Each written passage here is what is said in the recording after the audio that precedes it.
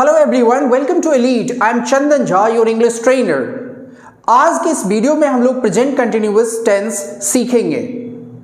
हम लोगों ने 30 डेज स्पोकन इंग्लिश चैलेंज के तहत आज 4th वीडियो लेक्चर स्टार्ट करने वाले हैं। अगर आपने इसके पहले के वीडियोस को मिस किया है तो प्लेलिस्ट में जाकर उसको जरूर देख लें, तभी आपका जो रिजल्ट है वो 100% आ पाएगा और आप इंग्लिश में अच्छे से कम्युनिकेट कर पाएंगे, अच्छे से इंग्लिश बोल पाएंगे। तो चलिए हम लोग स्टार्ट करते हैं प्रेजेंट कंटिन्यूअस टेंस।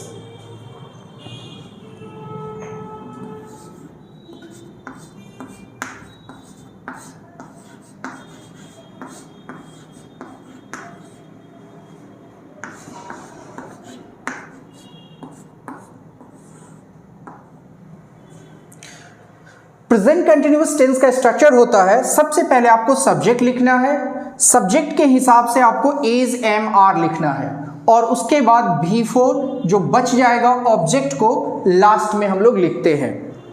यहां पर इज एम आर सब्जेक्ट के हिसाब से यूज होता है। अगर सिंगुलर सब्जेक्ट है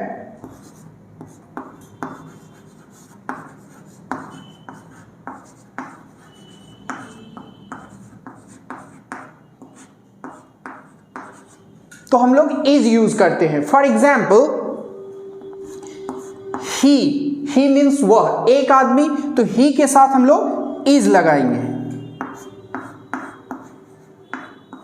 शॉर्ट में हम लोग हिज लिखते हैं। उसी तरीके से शी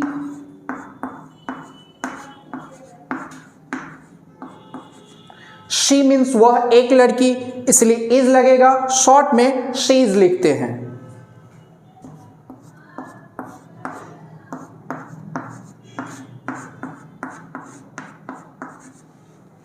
इट के साथ इज लगेगा क्योंकि इट भी सिंगुलर है और शॉर्ट में इसको हम लोग इट्स लिखेंगे।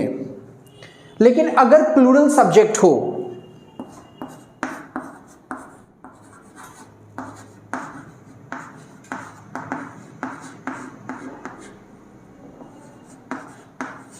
तो हम लोग आर का यूज करेंगे।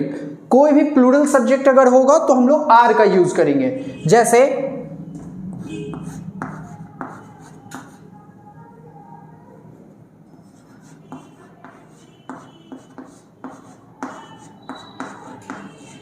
यू के साथ आर लगाएंगे। शॉर्ट में यू एपोस्ट्रॉफी आर ई यानी यो हम लोग लिखते हैं।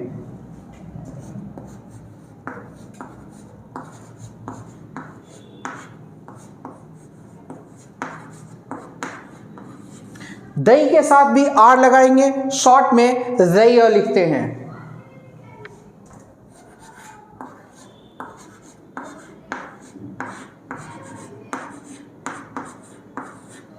वी के साथ हम लोग आर लगाते हैं। शॉर्ट में वी लिखते हैं। इसके अलावा कोई भी आपका सब्जेक्ट है, अगर सिंगुलर है, एक को रिप्रेजेंट कर रहा है तो इज लगाएंगे। अगर एक से ज्यादा को रिप्रेजेंट कर रहा है, यानी अगर आपका सब्जेक्ट प्लूरल होगा तो हम लोग आर का यूज करेंगे। नेक्स्ट हम लोग V4 इसमें यूज करते हैं। प्रेजेंट कंटिन्यूअस टेंस में आप V1 यूज नहीं कर सकते, आपको V4 यूज करना होगा। तो V4 का मतलब होता है वर्ब प्लस ing, यानी V4 अगर आपको बनाना है तो आपको याद करने की जरूरत नहीं है, आप सिंपली वर्ब में ing लगा देंगे और V4 बन जाएगा। जैसे प्ले एक वर्ड है, अब उसमें ing लगा दीजिए, प्लेइंग हो गया V4। स्पीक, स्पीकिंग V4 हो गया। तो V4 बनाना बहुत ही आसान है, लेकिन कुछ इसमें स्पेलिंग रूल्स हैं, उसे जानना जरूरी होगा, नहीं तो फिर स्पेलिंग एरर आ जाएगा। तो हम लोग स्पेलिंग रूल देख लेते हैं।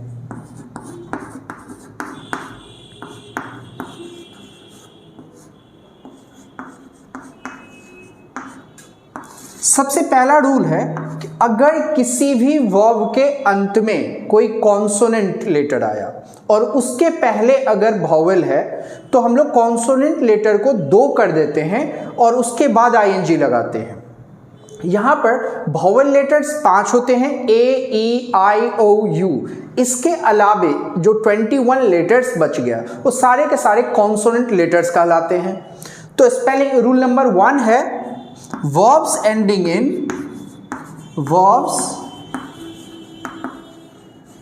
एंडिंग इन, जिस भाव के अंत में वन भावेल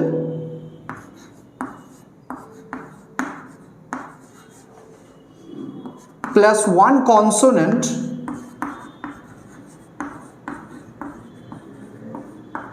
कॉन्सोनेंट हो, तो हम लोग क्या करेंगे, double the consonant and add ING.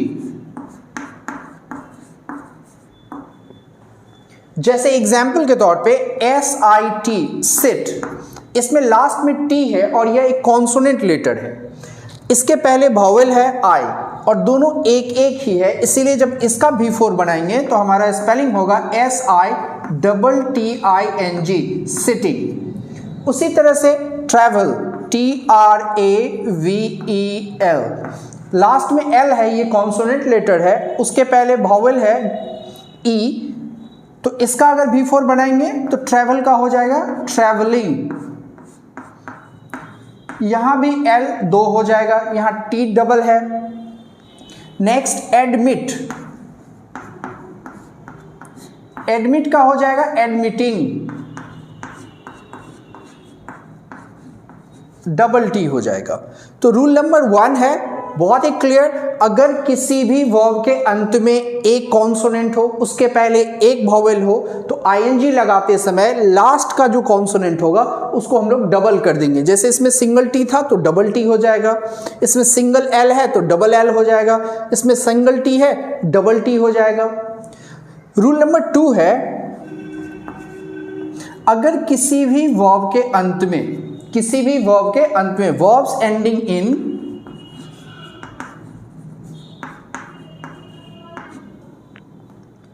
ई, किसी भी वर्ब के अंत में अगर ई आए, सिंपली ई आए, तो हम लोग ई को हटा देंगे तब आईएनजी लगाएंगे। तो क्या करेंगे, remove E and add ING.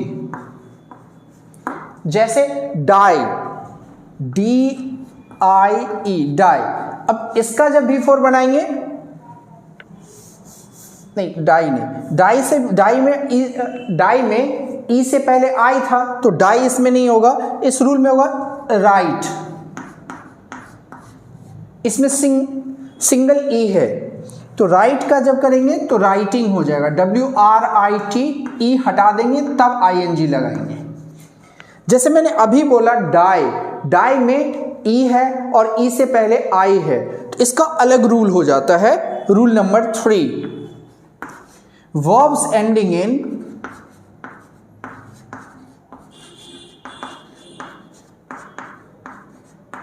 अगर किसी वर्ब के अंत में IE हो तो IE को बदल देंगे, change IE into Y and add ING।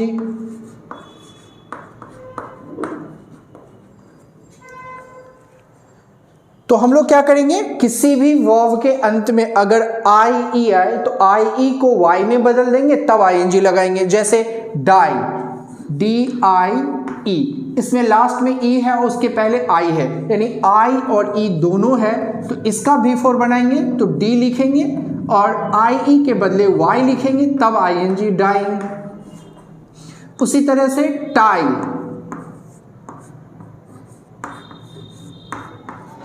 Tie का हो जाएगा टाइम, IE है, IE के बदले Y लिखेंगे फिर ING।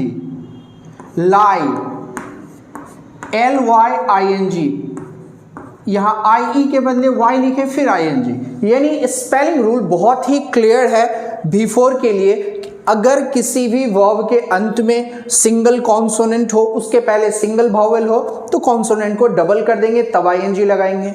अगर सिंपली E आए किसी भी वर्ब के अंत में तो E को हटा देंगे तब ING लगाएंगे। लेकिन अगर किसी वर्ब के अंत में E तो आए लेकिन उसके पहले I आ जाए तो हम लोग IE को Y में चेंज करेंगे तब ING लगाएंगे। इसके अलावे जो भी वर्ब है सब में सिंपली आपको ING लगाना है और आपको कुछ नहीं करना है।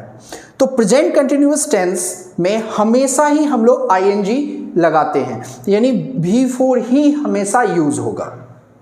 अब हम लोग यूज देखेंगे। यूजेस कहां पर यूज करते हैं प्रेजेंट कंटिन्यूअस? बहुत ही सिंपल है, इसका एक ही रूल आपको याद रखना है, जो चीजें अभी हो रही है, जो भी चीजें हो रही है उसको बताने के लिए प्रेजेंट कंटिन्यूअस यूज करते हैं। फॉर एग्जाम्पल, वह पढ़ रहा है, वह सो रहा है, वह खा रही है, मैं टेलीविजन देख रहा हूं, जो भी चीजें हो रही है उसको बताने के लिए प्रेजेंट कंटिन्यूअस टेंस यूज करेंगे। तो अगर इंग्लिश में यूज लिखें तो होगा things happening now, things happening now, जो चीजें अभी हो रही है उसको बताने के लिए प्रेजेंट कंटिन्यूअस यूज करेंगे। इसका स्ट्रक्चर बहुत ही सिंपल है, सब्जेक्ट सबसे पहले, फिर इज एम आर, फिर V4 और जो बच जाएगा यानी ऑब्जेक्ट लास्ट में लिखेंगे और फुल स्टॉप। इस तरह के स्ट्रक्चर को हम लोग अफर्मेटिव बोलते हैं। Affirmative means positive,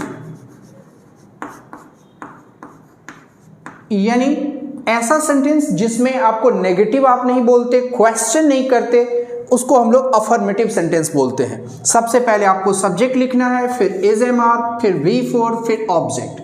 for example, वह खेल रहा है, तो वह जिसके बारे में बात करते हैं सब्जेक्ट होता है, तो वह के बारे में बात कर रहे हैं, वह का अंग्रेजी होगा ही, और ही के लिए इज एम आर में से इज आएगा, तो ही के बाद आपको इज लिखना है, ही इज।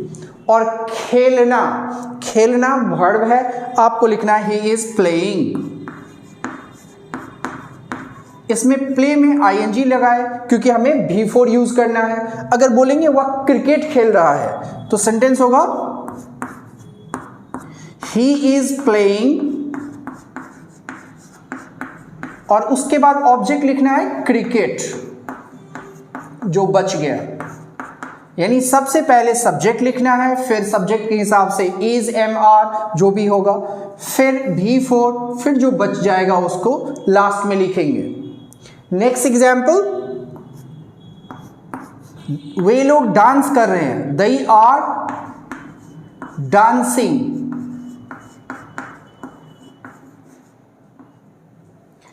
मेरी मम्मी डिनर बना रही है,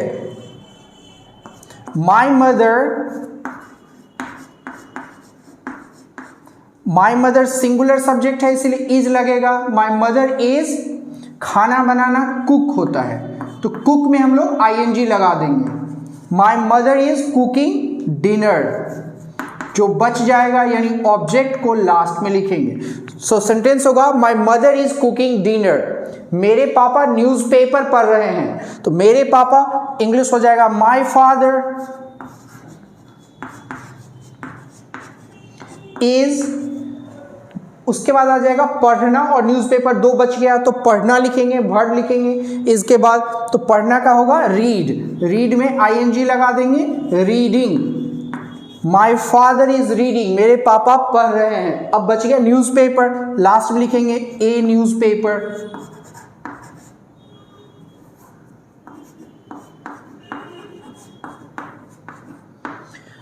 सेंटेंस होगा my father is reading a newspaper. मेरी बहन गाना सुन रही है, मेरी बहन का माई सिस्टर, और सिंगुलर सब्जेक्ट है इसीलिए इज होगा। My sister is listening, listen means सुनना, लिसनिंग टू म्यूजिक या लिसनिंग टू सॉन्ग। म्यूजिक सुन रही है, गाना सुन रही है, गाना आपको लिखना है या सॉन्ग हो जाएगा। लिसनिंग के बाद हमेशा प्रीपोजिशन टू आता है, वो फिक्स है इसीलिए लिसनिंग टू आपको बोलना होगा। My sister is listening to music, मेरी बहन गाना सुन रही है। तो अगर आपको अफर्मेटिव में सेंटेंस बनाना है तो सबसे पहले आपको सब्जेक्ट लिखना है, सब्जेक्ट के बाद सब्जेक्ट के हिसाब से इज एम आर में से एक लिखना है, फिर आपको V4 लिखना है यानी वर्ब में आईएनजी लगाकर, जो बच जाएगा उसको लास्ट में लिखना है। सेंटेंस के अंत में फुल स्टॉप का यूज होगा। तो इस तरह से हम लोग अफर्मेटिव में सेंटेंस बनाते हैं प्रेजेंट कंटिन्यूअस के तहत। नेक्स्ट हम लोग नेगेटिव सेंटेंस देखते हैं। नेगेटिव मतलब ना। अगर आपको ना में सेंटेंस बोलना है कि ये चीजें अभी नहीं हो रही है तो आप कैसे बोलेंगे? आपको सिंपली इज एम आर के बाद नॉट लगाना है, उसके बाद बिफोर आपको यूज करना है। यानी इज एम आर के बाद नॉट लगाकर बता सकते हैं, यानी आप इज नॉट बोल सकते हैं, इज नॉट। लेकिन अगर आप चाहें कि दोनों को मिलाकर बोलें, शॉर्ट फॉर्म में बोलें, तो आप इजंट बोल सकते हैं। उसी तरीके से आर नॉट, या फिर आप बोल सकते हैं आंट। थर्ड है एम नॉट, इसको हम लोग शॉर्ट में नहीं बोल सकते। एमंट आप नहीं बोल सकते, एमंट इंग्लिश में होता ही नहीं है। तो इज नॉट के बदले इजंट, आर नॉट के बदले आंट, लेकिन एम नॉट आपको ऐसे ही लिखना पड़ेगा, शॉर्ट में इसको नहीं लिख सकते हैं। इस सेंटेंस का हम लोग यूज करते हैं सिर्फ ये बताने के लिए कि चीजें अभी नहीं हो रही है। जैसे बारिश नहीं हो रही है तो आप सेंटेंस बनाएंगे इट। क्योंकि बारिश, वेदर के बारे में जब भी बात करेंगे तो हम लोग इट से करते हैं। मैंने डे 1 वीडियो पे उसके बारे में बताया, आप उस वीडियो को देख सकते हैं अगर कोई कंफ्यूजन हो तो इट होगा, इट के लिए यूज होगा इज, इट इज। और नेगेटिव में बोल रहे हैं तो नॉट, इट इज नॉट। और बारिश होने का रेन होता है तो रेन का हो जाएगा रेनिंग, आईएनजी लग जाएगा। जैसे लास्ट में कॉन्सोनेंट है, इसमें 2 वॉवेल है इसीलिए डबल नहीं हुआ, तो इट इज नॉट रेनिंग, बारिश नहीं हो रही है। नेक्स्ट, वह नहीं पढ़ रहा है, ही, वह, और ही के साथ is not, he is not reading.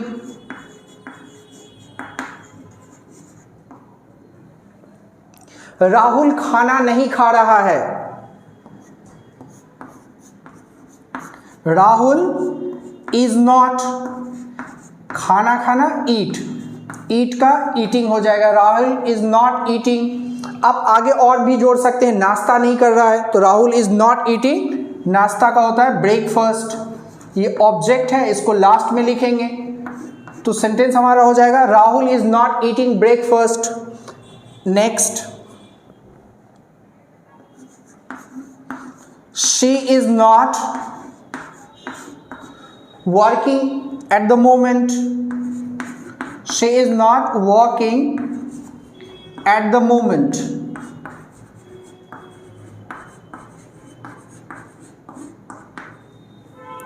she इसलिए इज हुआ, नेगेटिव में नॉट, उसके बाद working at the moment means अभी, अभी वह काम नहीं कर रही है। नेक्स्ट, वे लोग नहीं जा रहे हैं तो वे लोग का अंग्रेजी दे हो जाएगा, दे आर नॉट गोइंग। जाना का अंग्रेजी गो, गो में आईएनजी लगा देंगे तो सेंटेंस हो जाएगा दे आर नॉट गोइंग, कहीं नहीं जा रहे हैं, they are not going anywhere. वे लोग कहीं नहीं जा रहे हैं, they are not going anywhere. इस तरह से हम लोग नेगेटिव सेंटेंस बनाते हैं। नेगेटिव सेंटेंस में आपको सबसे पहले सब्जेक्ट लिखना है, उसके बाद सब्जेक्ट के हिसाब से इज, एम, आर में से एक, उसके बाद नॉट लिखना है, फिर बिफोर, उसके बाद ऑब्जेक्ट, और लास्ट में फुल स्टॉप देना नहीं भूलेंगे। जितने भी नेगेटिव सेंटेंस होंगे सबके अंत में फुल स्टॉप होना जरूरी है। नेक्स्ट पॉइंट है इंट्रोगेटिव यानी क्वेश्चन। आप क्वेश्चन कैसे बोलेंगे प्रेजेंट कंटिन्यूअस में, यानी आपको पूछना है कि कोई क्या कर रहा है, कौन सी चीजें हो रही है, उसको इंग्लिश में कैसे पूछेंगे। अगर आपको क्वेश्चन बनाना है तो सब्जेक्ट से पहले आपको इज एम आर लिखना पड़ेगा सब्जेक्ट के हिसाब से, यानी इसमें से तीनों में से एक ही लिखना है सब्जेक्ट के हिसाब से, और सब्जेक्ट के बाद आपको बिफोर लिखना है, जो बच जाएगा यानी ऑब्जेक्ट को लास्ट में लिखना है। फॉर एग्जाम्पल, क्या मम्मी खाना बना रही है, तो मम्मी के लिए क्या होगा, जैसे मेरी मम्मी, माय मदर, और माय मदर ये सिंगुलर है सब्जेक्ट हमारा, ये सब्जेक्ट हुआ तो इसलिए हो जाएगा is my mother cooking food, या सिंपली कुकिंग भी आप बोल सकते हैं, और लास्ट में क्वेश्चन मार्क होगा। क्या मेरी मम्मी खाना बना रही है, क्या वह सो रही है, तो क्या हो जाएगा इज शी स्लीपिंग?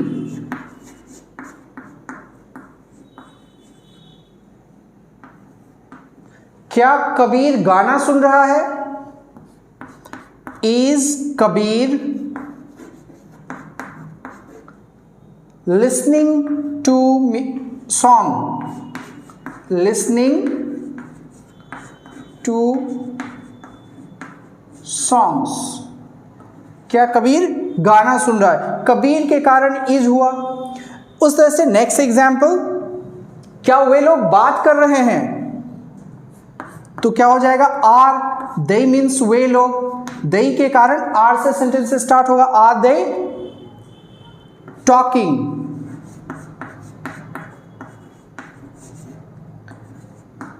अगर आपको WH क्वेश्चन बनाना हो, ये सारा यस नो क्वेश्चन कहलाता है, क्योंकि यस नो क्वेश्चन ऐसे क्वेश्चन को बोलते हैं जिसका जवाब हाँ या ना में दिया जा सकता है।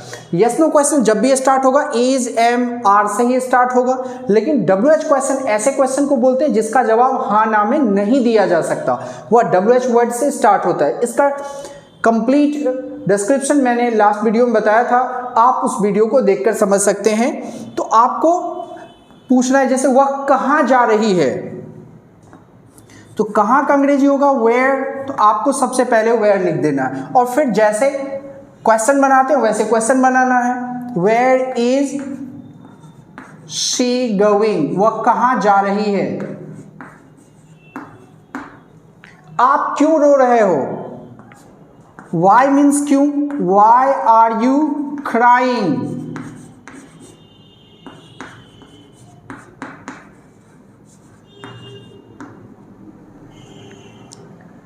वह क्या कर रहा है? क्या का अंग्रेजी व्हाट होता है, तो what is he doing?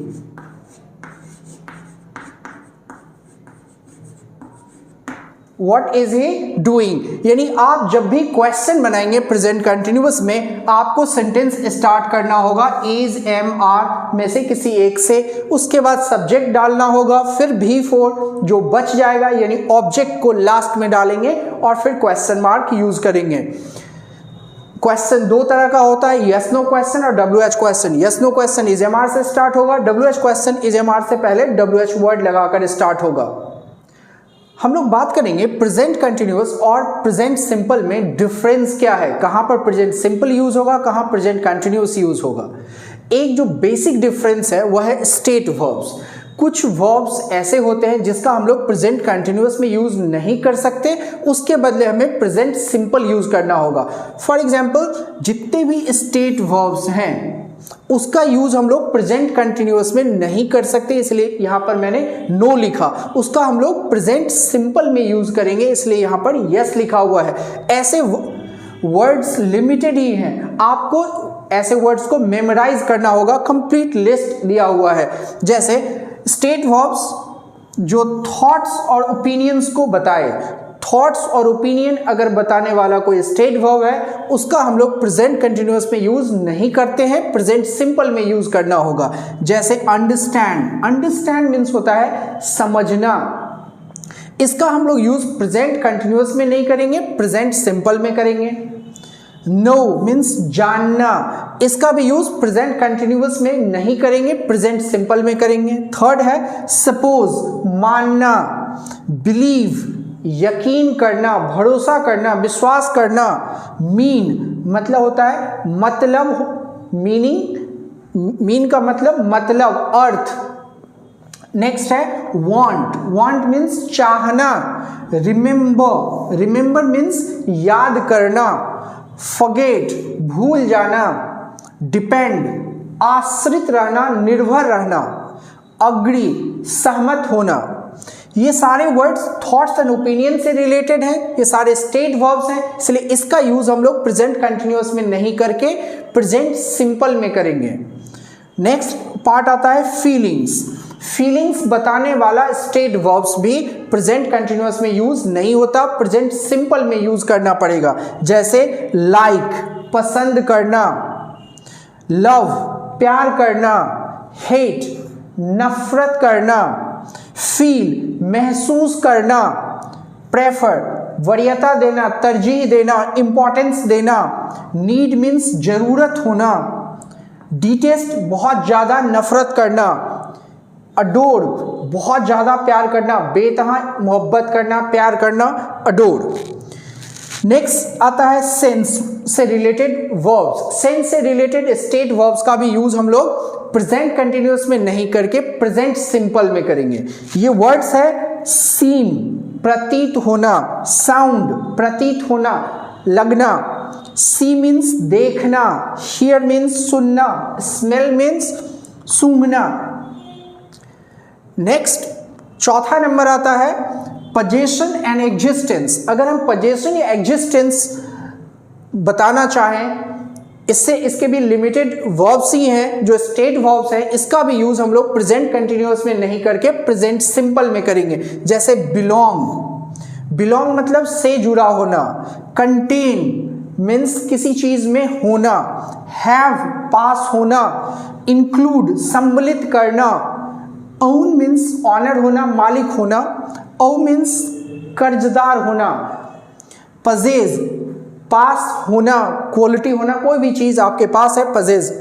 N V means ईर्ष्या करना, जलना। वे मीन्स तौलना। ये सारे वर्ब का यूज हम लोग प्रेजेंट कंटिन्यूअस में नहीं करके प्रेजेंट सिंपल में करेंगे। मीनिंग प्रेजेंट कंटिन्यूअस जैसा हो सकता है, बट आपको सेंटेंस प्रेजेंट सिंपल में बनाना होगा। जैसे आप किसी को बोलते हैं आई लव यू, ये सेंटेंस सही है, लेकिन आप आई एम लविंग यू नहीं बोल सकते। आप नहीं बोल सकते आई एम लविंग यू, ये सेंटेंस गलत है। उसी तरह से मैं समझ रहा हूं, आई अंडरस्टैंड होगा। आई अंडरस्टैंड सिंपल प्रेजेंट में है, सही है, लेकिन आई एम अंडरस्टैंडिंग ऐसा नहीं बोलेंगे।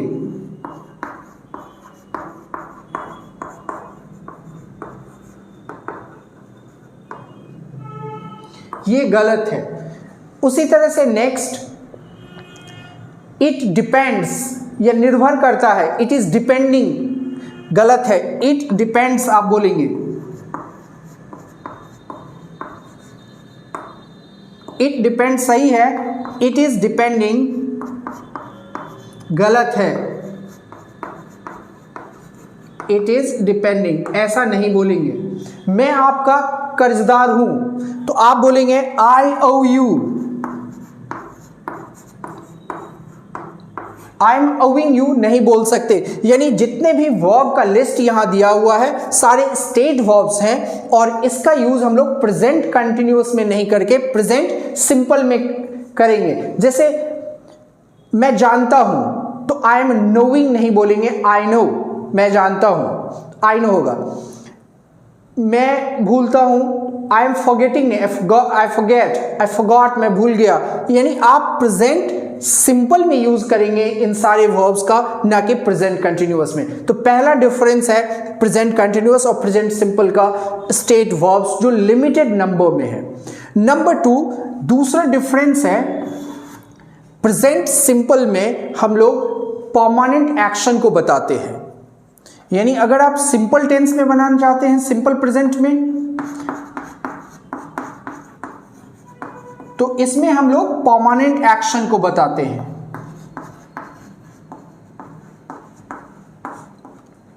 जबकि कंटिन्यूअस टेंस अगर आप बनाना चाहते हैं, कंटिन्यूअस टेंस यानी प्रेजेंट कंटिन्यूअस में, तो आपको यूज करना पड़ेगा टेम्पररी एक्शन। यानी इसका यूज हम लोग करते हैं टेम्पररी एक्शन के लिए।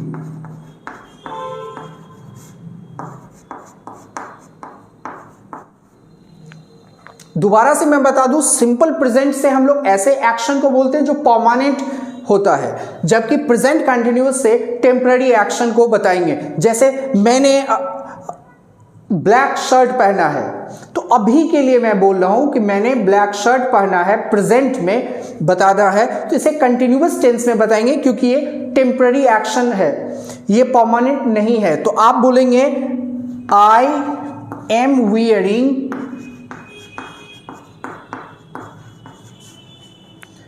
अ ब्लैक शर्ट।